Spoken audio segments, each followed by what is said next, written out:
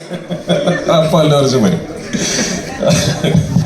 അപ്പോൾ ജിത്തു ആസിഫ് എന്ന അഭിനേതാവിൻ്റെ പാഷനെ കുറിച്ചും പുതിയ കഥാപാത്രങ്ങൾ കണ്ടെത്താനുള്ള അതിനോടുള്ള അടങ്ങാത്ത ആഗ്രഹത്തെക്കുറിച്ചൊക്കെ പറഞ്ഞു. അപ്പോൾ ഞാൻ ആ മേഖല ടച്ച് ചെയ്യുന്നില്ല.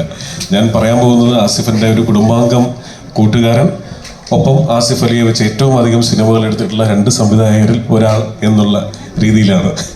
ബൈസിക്കിൾ തീവ്സ് 2013 ഞങ്ങൾ ഒന്നിക്കുന്നത്. അന്ന് മുതൽ ഞാൻ അത്ഭുതപ്പെട്ടിട്ടുള്ള ഒരു കാര്യം, ആസിഫ് അലിയോടൊപ്പം നിൽക്കുന്ന ആസിഫ് അലിയുടെ ഫാൻസ് എന്ന് ഞാൻ വിളിക്കുന്നില്ല, ഫ്രണ്ട്സ്. അതിനെക്കുറിച്ച് മാത്രമാണ് ഞാൻ ഇവിടെ പറയാൻ ഉദ്ദേശിക്കുന്നത്. കാരണം അത് ഒട്ടും നിങ്ങളെ മുൻപിൽ ഇപ്പം ഇങ്ങനെ ഒരു വേദിയിൽ അത് പറഞ്ഞ് കയ്യടി മേടിക്കാൻ വേണ്ടി പറയുന്നതല്ല.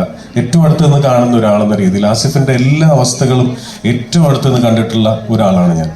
അപ്പോൾ അപ്പോഴൊക്കെ വിജയത്തിലും പരാജയത്തിലും അവഹേളനകളിലും ഒക്കെ ആസിഫിനോടൊപ്പം നിന്നതിന് നിങ്ങൾ അടിച്ച കയ്യടി ഒരു പ്രാവശ്യം കൂടെ നിങ്ങൾക്ക് വേണ്ടി തന്നെ കയ്യടി. അതൊരു ചെറിയ കാര്യമല്ല. ആസിഫ് ഒറ്റ വാക്കിൽ പറഞ്ഞാൽ ആസിഫ് അലി ഒരു ഗുഡ് ബുക്കാണ്. സിനിമ പഠിക്കാൻ ആഗ്രഹിക്കുന്നവർക്ക്, സിനിമയിൽ എന്തെങ്കിലും ആകണമെന്ന് ആഗ്രഹിക്കുന്നവർക്ക്, അവർക്ക് മാത്രമല്ല, ജീവിതത്തിൽ ഏതെങ്കിലുമൊക്കെ ലെവലിൽ ഒന്ന് ശ്രദ്ധിക്കപ്പെടാവുന്ന, സ്വന്തമായിട്ടൊരു മാർക്ക്, ഒരു അടയാളം ഉണ്ടാക്കണം ജീവിതം കൊണ്ട് എന്ന് ആഗ്രഹിക്കുന്നവർക്കുള്ള ഒരു ഗുഡ് ബുക്കിന്റെ പേരാണ് ആസിഫ് അലി എന്ന് എനിക്ക് തോന്നിയിട്ടുണ്ട്. കാരണം അതിനൊന്നാമത്തെ കാര്യം, അദ്ദേഹം ആൾക്കാരെ ഡീൽ ചെയ്യുന്ന രീതി. ഇപ്പൊ എന്റെയൊക്കെ അടുത്തേക്ക് ഒരാൾ പരിചയപ്പെട്ട് വരുമ്പോൾ ഞാൻ കീറി മുറിച്ച് പരിശോധിച്ചിട്ടാണ് ഒരാളെ എൻ്റെ സ്നേഹിതനാക്കുന്നത്.